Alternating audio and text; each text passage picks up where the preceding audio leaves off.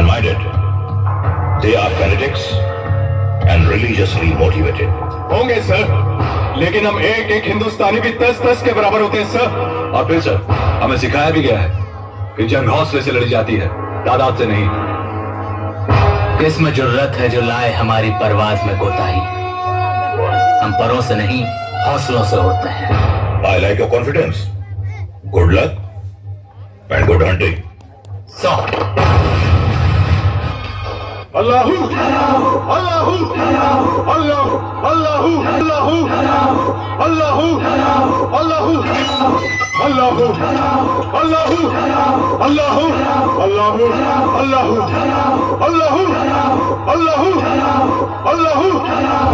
जिहादियों, इस्लाम की हिफाजत करना हमारा फर्ज है। आज कश्मीर में हमारे मुसलमान भाइयों का कत्लेआम किया जा रहा है, हमारी बहनों की इस्मत को लूटा जा रहा है। उन्हें हमें इन काफिरों के जुल्म से बचाना है। जिहाद हर मुसलमान पर फर्ज है। हमें अल्लाह की राह पर जिहाद करना होगा। नारा तकबीर, नारा तकबीर, नारा तकबीर। नासिर, तुम अपने जवानों के साथ इस तरफ से मोर्चा संभालो। सर। जसवंत, सर। तुम इस तरफ से। सर। और बहुत शांति के साथ पहाड़ी पर जाना। याद रहे, दुश्मन बहुत चालाक है। डोंट वरी सर, मैं अकेले सब पर भारी पड़ूंगा सर। इंशाअल्लाह सालों को भून कर पुरता बना लेंगे। All the best.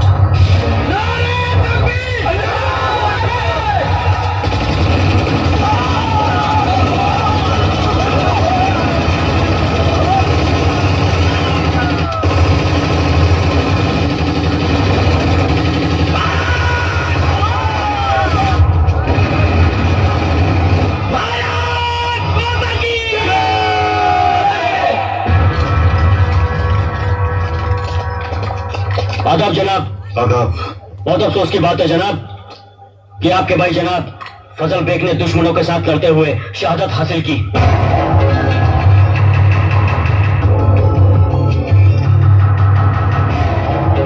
हमें नाज है कि हमारे भाई ने शहादत हासिल की, मगर अफसोस इस बात का है जिस खेत में हमने खौफ और बुज़दिली की खाक डाली थी, वहां जांबाजी की फसल कैसे पैदा हो गई।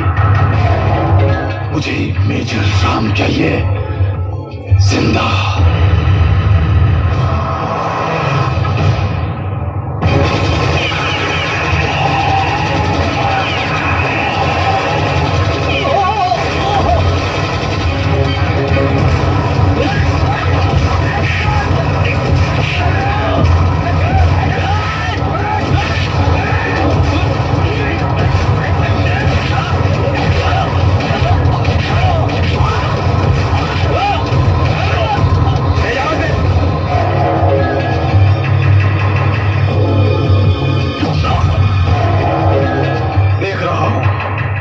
हमारी पाकिस्तानी भट्टी में तुम्हारे हिंदुस्तानी जोश का लोहा मोम बन के पिघल रहा है। तेरी पाकिस्तानी भट्टी में तो इतनी भी गर्मी नहीं कि वो हिंदुस्तानी मोम तक को पिघला सके।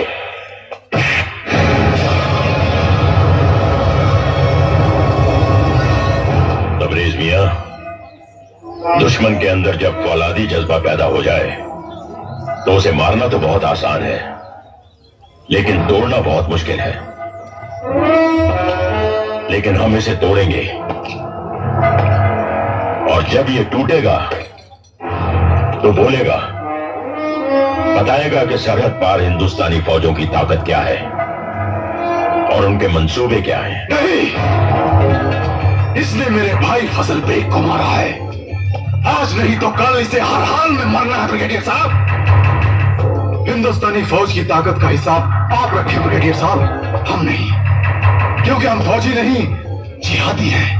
और जिहाद किसी मुल्क की सरहद से लिपट कर नहीं लड़ा जाता, बल्कि उसके अंदर घुस कर लड़ा जाता है। और हमारा मकसद है अपने कश्मीर से इनका तिरंगा उखाड़ कर फेंक देना, इंशाअल्लाह। किस तिरंगे को उखाड़ फेंकने की बात कर रहा है तू? किस तिरंगे को? अरे जिस कश्मीर में केसर के खेत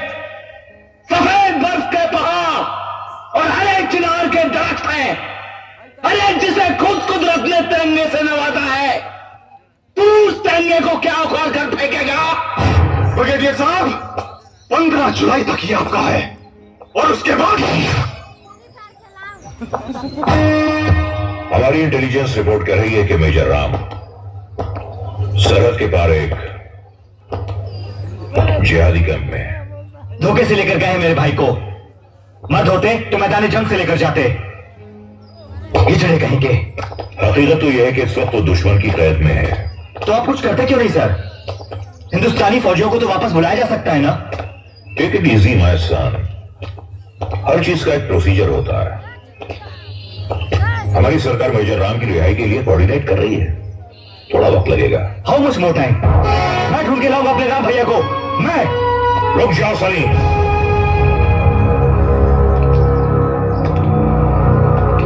ऐसी कोई हरकत मत करना जिसकी वजह से तुम्हें सारी जिंदगी पछताना पड़े। प्यार करने वाले कभी पछताते नहीं हो सर, प्यार पर निछावर हो जाते हैं। और राम भैया तो मेरे लिए श्री राम है।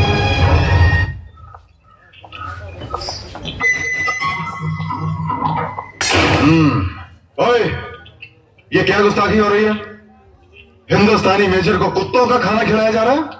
हाँ? अरे आज तुमको दावत करवानी चाहिए। ओ, बिरयानी, कबाब, दमपुख्त, मुर्गा। आज जश्न का दिन है ना, फतेह का दिन, फतेह का।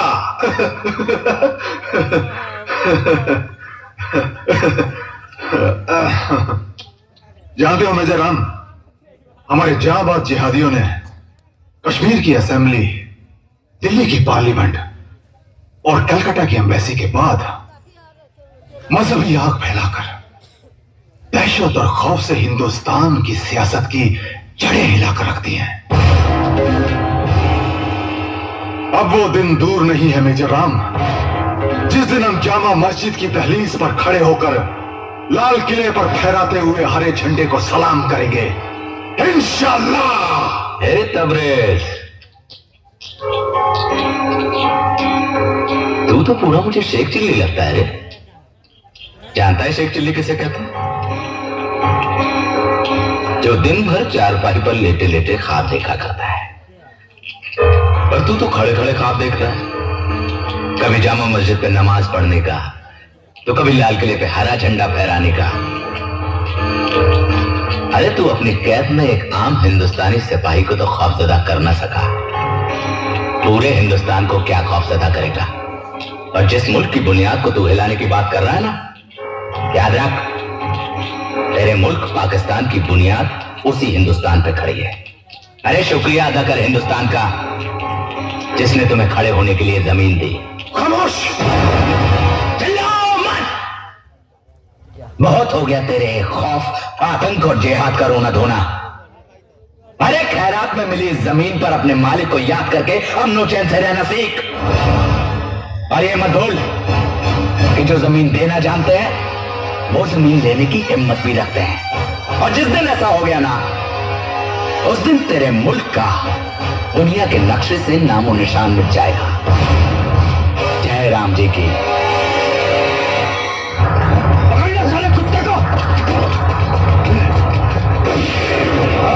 ऐसे चलो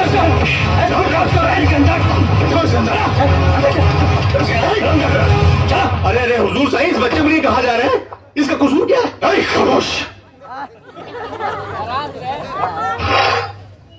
अल्लाह अकबर, अल्लाह अकबर, अल्लाह अकबर, अल्लाह अकबर, अल्लाह अकबर, अल्लाह अकबर, अल्लाह अकबर, अल्लाह अकबर। कौन है तू? जी सलमान। झूठ बोलता है काफिर। जी नहीं। तबरेज, अंडर लाओ, आखिरी मौका दे रहा हूं, जनाब के सामने सच सच बता दे, कौन है तू?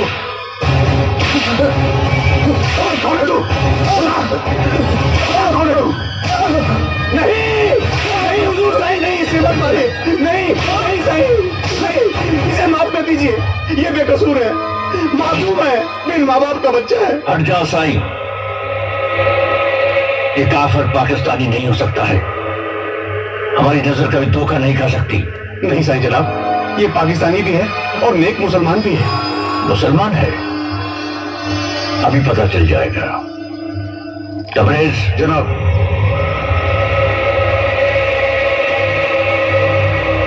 जी। जमाल। जनाब।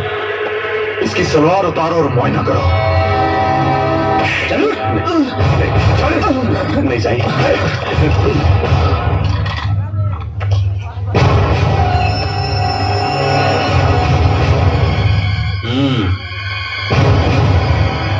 जनाब, इसका तो खतना बचपन में ही किया गया है।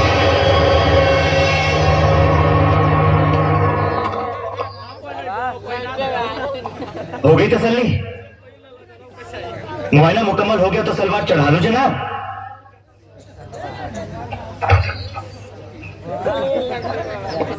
वाह जनाब वाह, क्या खूब तरीका है एक मुसलमान की पहचान का। वाह। मैं आपसे पूछता हूं, आपसे और आपसे भी जनाब, आप सबने तो अल्लाह ताला के फजल से सच्चे मुसलमान के घर जन्म लिया है, लेकिन क्या आपको अपने मुसलमान होने का सबूत इस तरह कपड़े उतरवा कर देना पड़ा है? क्या एक सच्चा मुसलमान अल्लाह का बनाया हुआ बंदा नहीं, बल्कि इंसानी हाथों की कारीगरी है, जिसकी पहचान इस तरह की जाती है? आप सब खामोश क्यों हैं? जवाब दीजिए, क्या यही तरीका है एक मुसलमान की पहचान का? अगर यही तरीका है तो अल्लाह माफ करे, इंसान पैदा तो हिंदू होता है, सिर्फ इंसानी हाथों की कारीगरी उसे मुसलमान बना देती है। ले जाओ इसको गुस्ताख को। शुक्रिया साईं जनाब, अल्लाह हाफिज। चलो। तबरेज, इसकी कोई भी हरकत से पता चले कि ये गद्दार है, हजारों गोलियां इसके सीने में दाग देना। आदाब जनाब। जनाब, पता नहीं क्यों मुझे इस लड़के पे बहुत शक है। आपको किस पर शक है तबरेज मियां? वही सलमान जनाब, जिसे कल सरेआम आपने बेइज्जत किया था। ये अच्छी बात नहीं है तबरेज मियां। पता नहीं क्यों जनाब, जो वो दिखता है वो है नहीं। हमारा ख्याल है वो निहायत ही शरीफ लड़का है। शायद आप उसकी तरफदारी इसलिए कर रहे हैं क्योंकि वो आपकी बेटी रुखसार के। खामोश तबरेज मियां, हमारी बेटी की जिम्मेदारी हमारी है, हम उसके बाप हैं।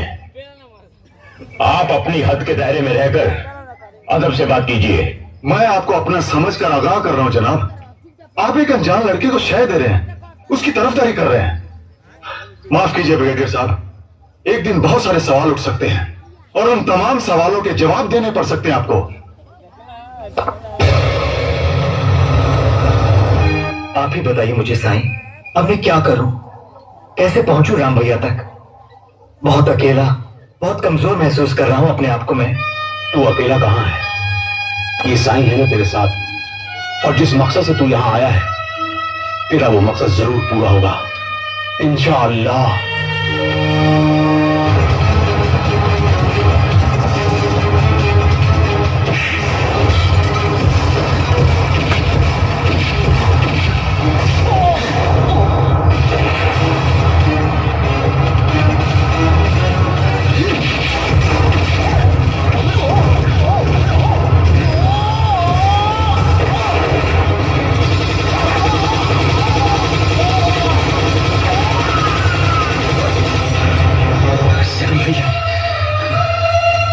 राम भैया चलिए। चलो।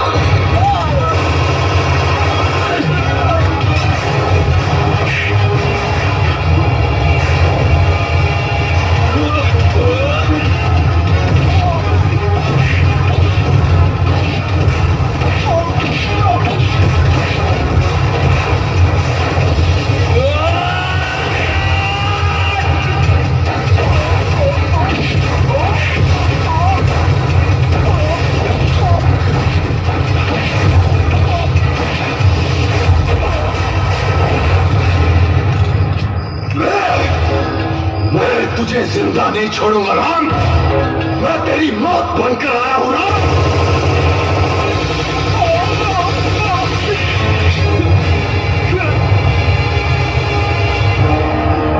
अगर मैं चाहता तो तुझे जान से मार डालता, लेकिन तेरे मुंह से 2 बार राम का नाम निकला है, तू मरता तो जन्नत में चला जाता, और उस पाक परवरदिगार ने तो तेरे लिए जहन्नुम में भी जगह नहीं बनाई है। तेरी सबसे बड़ी सजा यही है कि अब जब जब तू लंगड़ाएगा तुझे राम याद आएगा। चलो, और मुझे हिंदुस्तान की सरहद का रास्ता बता।